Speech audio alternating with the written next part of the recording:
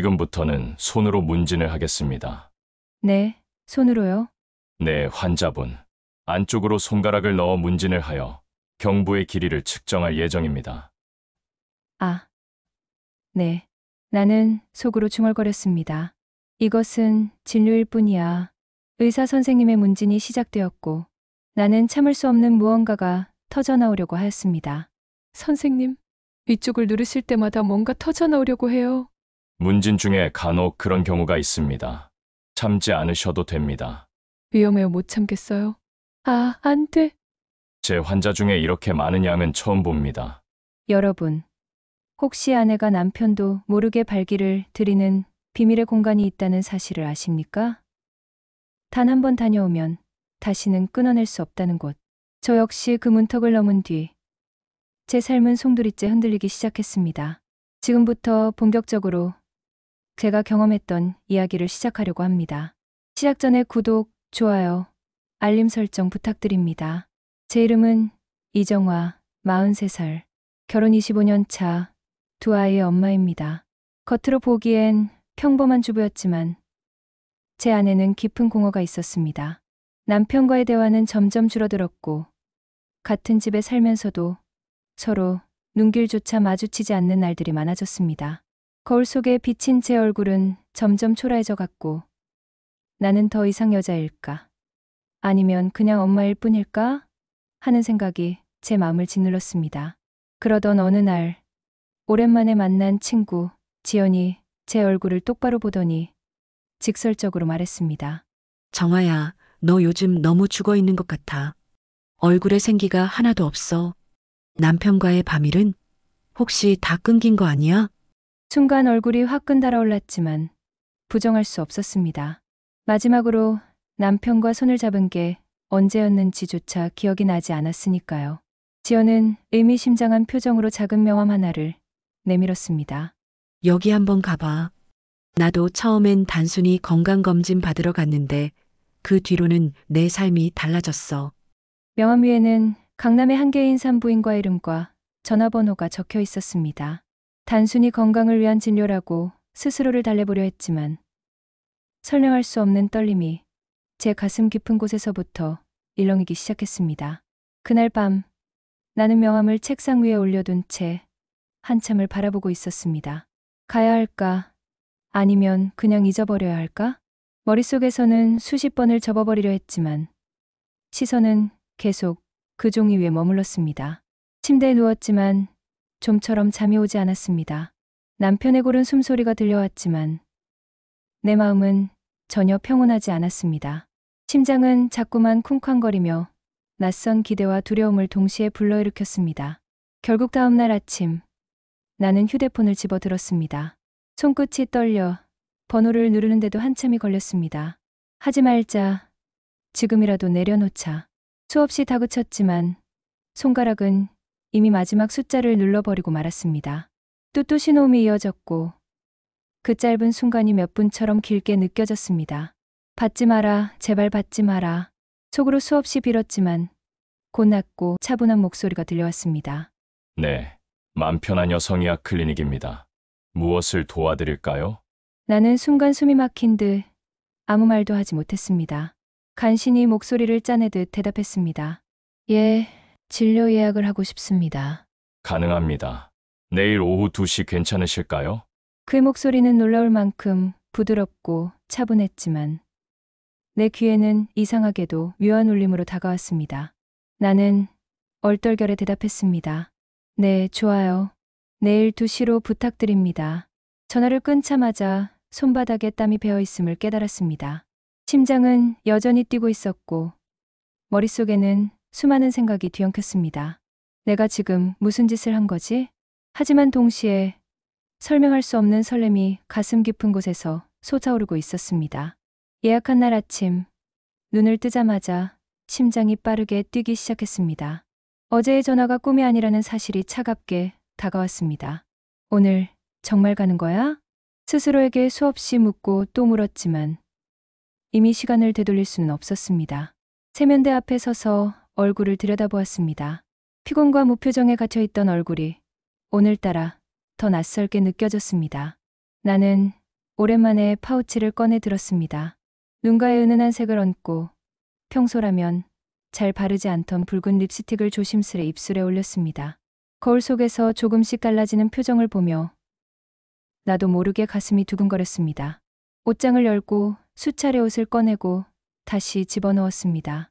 편안한 바지를 입었다가 벗고 단정한 블라우스를 걸쳤다가 내려놓기를 반복했습니다. 그러다 결국 평소에는 절대 입지 않았던 원피스를 손에 들었습니다. 몸매가 드러나는 실루엣, 무릎 위로 살짝 올라오는 길이. 입는 순간 스스로도 낯설 정도로 달라 보였습니다. 속옷도 새로 갈아입고 마지막으로 은은한 향수를 뿌렸습니다. 방 한가득 번지는 향기를 맡으며 나는 속으로 중얼거렸습니다. 이건 그냥 진료야 단순한 검진일 뿐이야. 하지만 거울 속에 빛이 나는 더 이상 아이들의 엄마도 무심한 남편의 아내도 아닌 한 사람의 여자로 서 있었습니다. 심장은 쉴 새 없이 뛰고 있었고 그 두근거림이 내 스스로를 더 혼란스럽게 만들었습니다. 집을 나서는 순간부터 발걸음은 묘하게 무거웠습니다. 지금이라도 그냥 취소할까? 수십 번 마음속에서 질문했지만 이미 현관문을 닫아버린 이상 되돌아갈 용기는 없었습니다. 지하철 창밖 풍경은 늘 보던 거리였지만 오늘따라 모든 게 낯설게 보였습니다. 사람들의 웃음소리와 휴대폰, 벨소리조차 희미하게 멀리 들렸습니다. 마치 다른 세상으로 옮겨가고 있는 것처럼 현실감이 점점 사라져갔습니다. 강남에 도착해 병원 건물을 올려다보았습니다. 외관은 평범했지만 입구에 들어서는 순간 은은한 아로마 향이 코끝을 스쳤습니다. 대기실에는 잔잔한 음악이 흐르고 있었고 부드러운 조명이 공간을 감싸고 있었습니다. 하얀 의자에 앉아있는 환자들의 얼굴은 차분했지만 내 마음속은 폭풍처럼 요동치고 있었습니다. 접수 데스크에서 이름을 말하며 예약 확인을 했습니다. 잠시만 기다리시면 원장님을 곧 만나실 거예요. 직원의 말이 귓가를 스치자 손끝에 식은땀이 맺히는 게 느껴졌습니다. 순간 자리에서 일어나 도망치고 싶은 충동이 치밀어 올랐습니다. 아무 일도 없었던 것처럼 집으로 돌아갈까? 그러나 이미 내 이름이 호출되었고 발걸음은 스스로도 모르게 진료실로 향하고 있었습니다. 문이 열리자 단정한 셔츠 차림의 원장이 미소를 지으며 서 있었습니다. 처음 뵙겠습니다. 이정화 님이시죠? 낯선 남자의 낮고 차분한 목소리가 내 귀에 파고들었고 순간 심장이 크게 내려앉았습니다. 나는 작게 고개를 끄덕이며 진료실 안으로 들어섰습니다. 방 안은 아늑하고 정갈하게 정리되어 있었고 책상 위에는 진료, 차트와 작은 메모지가 가지런히 놓여 있었습니다. 그는 내게 앉으라고 손짓하며 차분히 말을 건넸습니다. 최근에 특별히 불편하신 증상은 없으셨나요? 혹은 갱년기 증상 같은 건 어떠세요? 나는 잠시 망설이다가 천천히 대답했습니다. 밤에 잠이 잘 오지 않고 가끔은 이유 없이 가슴이 답답해져요. 또 예전 같지 않다는 느낌이 자주 들어요. 그는 고개를 끄덕이며 메모지에 몇 가지를 기록했습니다. 네, 충분히 있을 수 있는 변화입니다. 정기적으로 확인이 필요해 보이네요. 오늘은 기본적인 검진과 함께 초음파 검사를 진행하시죠. 나는 괜히 두 손을 무릎 위에서 꼬아쥐었습니다. 입술이 바짝 말라 말을 잇지 못했지만 그는 부드럽게 미소 지으며 말을 이어갔습니다. 걱정하지 않으셔도 됩니다. 불편하시지 않도록 최대한 조심스럽게 진행해 드리겠습니다. 차분한 목소리였지만 내 귀에는 이상하게도 따뜻한 울림처럼 다가왔습니다. 나는 고개를 끄덕이며 대답했습니다. 네, 알겠습니다. 그는 자리에서 일어나 커튼 너머로 준비된 진료 공간을 가리켰습니다. 가운으로 갈아입으시고 누워 계시면 곧 시작하겠습니다. 나는 천천히 걸음을 옮겼습니다. 커튼이 닫히자 고요 속의 심장 소리만 더 크게 들려왔습니다. 손끝이 떨려 단추를 채우는 것도 옷을 벗는 것도 쉽지 않았습니다. 가운을 걸쳐 입은 뒤 침대 위에 누웠을 때 나는 이미 스스로가 한참 떨리고 있다는 걸 느꼈습니다. 천장을 바라본 채 누워있으니 얇은 가운 사이로 스며드는 차가운 공기가 온몸을 감쌌습니다. 숨을 고르려 했지만 심장은 이미 두근거리며 내 의지와는 다른 속도로 뛰고 있었습니다. 곧 원장이 들어와 장비를 준비하는 소리가 들렸습니다. 지금부터 초음파 검사를 시작하겠습니다. 배와 골반 쪽에 젤을 바른 뒤 기구를 대는 방식이니 조금 차갑게 느껴지실 수 있습니다. 그의 설명이 끝나자마자 피부 위로 젤이 스르르 흘러내렸습니다. 차갑게 스며드는 감각에 몸이 순간 움찔하며 긴장으로 굳었습니다. 괜찮으세요? 천천히 호흡하시면 됩니다. 차분한 목소리가 들려왔지만 내 안의 떨림은 쉽게 가라앉지 않았습니다. 기구가 피부 위를 따라 움직이는 순간 모니터에는 검은 화면, 속 흰 선과 그림자가 나타났습니다. 자궁벽은 깨끗하시고 난소 상태도 안정적이십니다. 의사의 설명은 차분했고 움직임은 전문적이었지만 내 귀에는 그 목소리조차 이상하게 가까이서 울리는 듯 들렸습니다. 이건 단순한 진료일 뿐이야. 아무 일도 아니야. 머릿속으로 수없이 되뇌었지만 손끝이 가운 자락을 꼭 움켜쥔 채 떨리는 걸 멈출 수 없었습니다. 기구가 조금 더 깊은 부위로 이동하자 숨이 순간적으로 멎는 듯 했습니다. 설명할 수 없는 긴장과 함께 묘한 해방감이 스쳐 지나갔습니다. 의사는 여전히 차분히 설명하고 있었지만 내 마음은 이미 그 선명한 떨림 속으로 흔들려 가고 있었습니다. 모니터 속 흐릿한 그림자가 조금씩 선명해질 때마다 그의 목소리가 귓가에 파고들었습니다. 호흡을 조금 더 깊게 해주시면 됩니다. 그래야 더 정확하게 볼 수 있습니다. 나는 고개를 끄덕였지만 실제로는 숨이 더 가빠지고 있었습니다. 차갑던 젤은 어느새 체온에 스며들며 미묘한 따뜻함으로 바뀌어갔습니다. 기구가 움직일 때마다 긴장과 떨림이 교차했고 가슴은 점점 더 빠르게 요동쳤습니다. 조금 예민하게 느껴지실 수 있습니다. 불편하시면 말씀해 주세요. 차분한 목소리였지만 내 귀에는 그 말조차 위로가 아닌 은밀한 속삭임처럼 들렸습니다. 나는 속으로 중얼거렸습니다. 이건 단순한 검사야. 의료 행위일 뿐이야. 그런데도 눈을 감는 순간 낯선 문 앞에 서 있는 듯한 기분이 엄습했습니다. 닫혀있던 무언가가 서서히 열리고 있다는 불안과 떨림. 그리고 설명할 수 없는 해방감이 한꺼번에 밀려왔습니다. 가운자락을 붙잡은 손끝에 힘이 들어갔습니다. 멈추고 싶다는 마음과 더 이상 멈출 수 없다는 묘한 갈망이 뒤엉켜 가슴을 조여왔습니다. 기구가 지나갈 때마다 짧게 끊어진 숨이 새어나왔고 그 소리가 진료실의 고요 속에서 더욱 크게 울려 퍼지는 듯했습니다. 순간 그의 말이 다시 들려왔습니다. 잘하고 계십니다. 조금만 더 하시면 됩니다. 단순한 안내였을 뿐인데 내 귀에는 마치 허락처럼 혹은 위로처럼 들려왔습니다. 나는 두 눈을 질끈 감으며 속으로 되뇌었습니다. 지금 나는 어떤 선 위에 서 있는 걸까? 초음파 기구가 나의 은밀한 그곳 부위를 지나가자 의사는 조심스럽게 움직임을 멈추었습니다. 이제 거의 다 끝났습니다. 조금만 더 참으시면 됩니다. 단순한 마무리 동작이었지만 그 안에는 설명할 수 없는 떨림이 남아 있었습니다. 머리로는 분명히 외쳤습니다. 이제 끝났어. 아무 일도 없었어. 그러나 심장은 다른 대답을 하고 있었습니다. 눈을 질끈 감은 채 들려오는 자신의 호흡 소리에 스스로 놀랐습니다. 짧고 거칠게 끊어지는 숨. 그리고 그 사이사이에 스며드는 묘한 해방감. 단순한 검진일 뿐인데 내 안에서는 무언가가 분명히 달라지고 있었습니다. 이때 넘지 말아야 할 선을 넘어버리는 사건이 발생했습니다. 지금부터는 손으로 문진을 하겠습니다. 네, 손으로요? 네, 환자분. 안쪽으로 손가락을 넣어 문진을 하여 경부의 길이를 측정할 예정입니다. 아, 네. 나는 속으로 중얼거렸습니다. 이것은 진료일 뿐이야. 의사 선생님의 문진이 시작되었고 나는 참을 수 없는 무언가가 터져나오려고 하였습니다. 선생님, 위쪽을 누르실 때마다 뭔가 터져나오려고 해요. 문진 중에 간혹 그런 경우가 있습니다. 참지 않으셔도 됩니다. 위험해요. 못 참겠어요. 제 환자 중에 이렇게 많은 양은 처음 봅니다. 그는 마지막으로 차트를 확인하며 부드럽게 말했습니다. 이상은 없으십니다. 건강 상태는 양호하세요.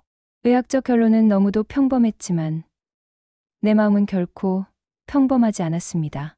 나는 속으로 중얼거렸습니다. 나는 지금 선을 넘어버린 걸까? 아니면 아직 붙잡고 있는 걸까?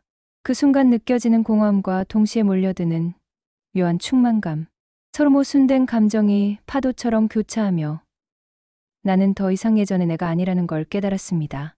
검사가 끝나갈 무렵 그의 손길이 마지막으로 피부 위를 스쳐 지나갔습니다. 단순히 쟤를 닦아내는 동작이었지만 나는 순간적으로 숨이 막히듯 멈춰버렸습니다. 짧은 한순간이었는데도 온몸의 긴장이 풀리며 알 수 없는 떨림이 밀려왔습니다. 머리로는 멈추라고 신호를 보내고 있었지만 심장은 다른 대답을 하고 있었습니다. 괜찮으십니까?